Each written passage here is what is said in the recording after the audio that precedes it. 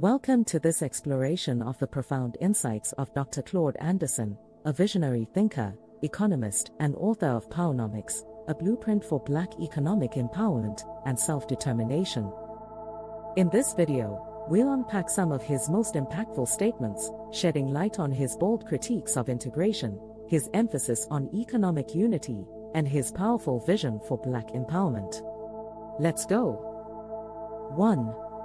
Nobody wants to propose Black solutions for Black problems. Society is more comfortable recommending broad minority solutions for problems that are actually unique to Black people alone. This quote critiques a tendency to generalize solutions for minorities rather than addressing the specific, unique challenges Black communities face. For example, issues like systemic racism, economic disenfranchisement, and police violence disproportionately affect Black people in ways that generic minority policies fail to adequately address. By proposing broad minority solutions, society avoids directly confronting anti-Black racism, thus diluting and inadequately addressing Black struggles. The statement advocates for Black solutions, policies and approaches specifically designed to address Black problems, like education inequities and racialized policing. 2. Integration is making Black folks a guest. It means I will make you a guest in something that is owned and controlled by other people. Black folks can never acquire wealth and power, as long as they're integrated.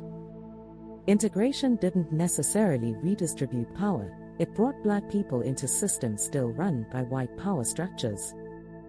Therefore, we are seen as guests because of our lack of ownership and control of important institutions, which leaves us dependent on systems that are not designed for our empowerment.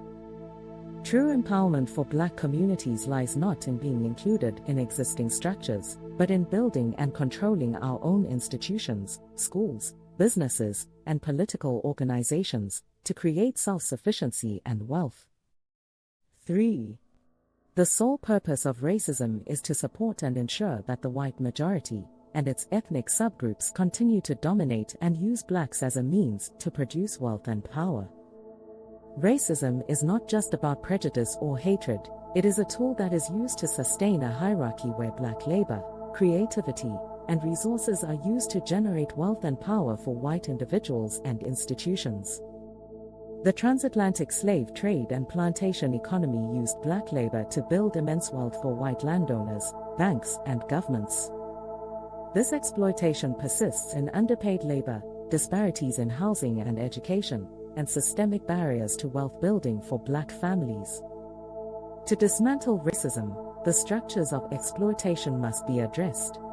This means redistributing wealth and power, challenging the economic systems that benefit from Black oppression, and creating opportunities for Black communities to control their own resources.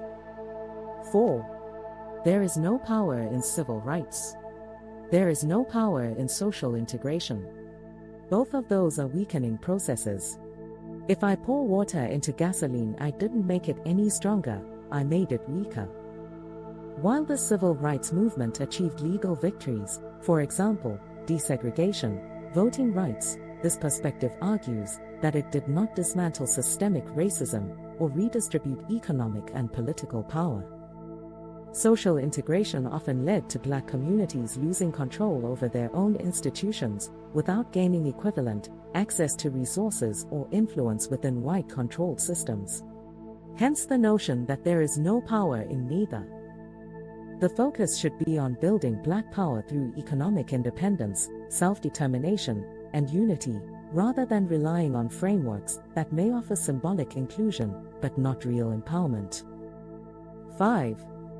Any race that loves the world and hates itself will eventually become its own oppressor. When a race internalizes negative perceptions of itself while elevating the values, standards, or approval of others, it can act in ways that undermine its own interests, perpetuating cycles of oppression.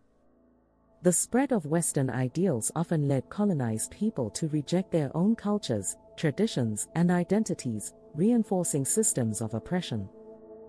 As Black people, we may adopt stereotypes or narratives imposed by a racist society, leading to divisions and behaviors that harm our collective well-being. For example, colorism, distrust within communities. Self-love and unity are essential for resisting oppression. Without these, we risk becoming complicit in our own marginalization. As individuals and as a group, we adopt oppressive behaviors or ideologies. 6. Biggest thing for blacks is they want whites and everyone else to like them. What they should be concerned with is to make people respect you and appreciate you. Nobody is going to respect you and appreciate you if you spend all your time kissing and hugging them just to get a pork chop bone. The desire for approval or affection from others, particularly from white society, is misguided and counterproductive. It is important to earn respect through self-respect, dignity, and independence rather than seeking superficial validation or crumbs of recognition. Our efforts to be liked by conforming, compromising, or suppressing our identity undermine true empowerment and fail to address systemic inequities. Respect and appreciation come from building our own power and asserting our worth as equals. 7. One of my cardinal rules in Powernomics is never, never, never under any circumstance support anything and anybody who won't support you. The reason that's critically important is that racism is a team sport. You either play as a team or you lose by default. Racism functions as a collective, organized system designed to maintain power and privilege for white individuals and their subgroups.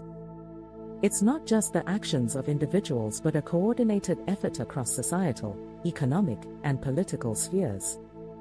This quote serves as a call to action for Black individuals and communities to be strategic in our support, prioritize collective empowerment, and recognize that unity is essential in overcoming systemic racism. It also highlights that failing to act collectively, whether by supporting systems that don't reciprocate or by acting in isolation, ensures defeat in the face of organized oppression. Individual success is insufficient without broader collective success. A team-oriented approach ensures that resources, efforts, and strategies are aligned for maximum impact. In conclusion, Dr. Claud Anderson's words challenge us to move beyond surface-level solutions and commit to real, transformative change.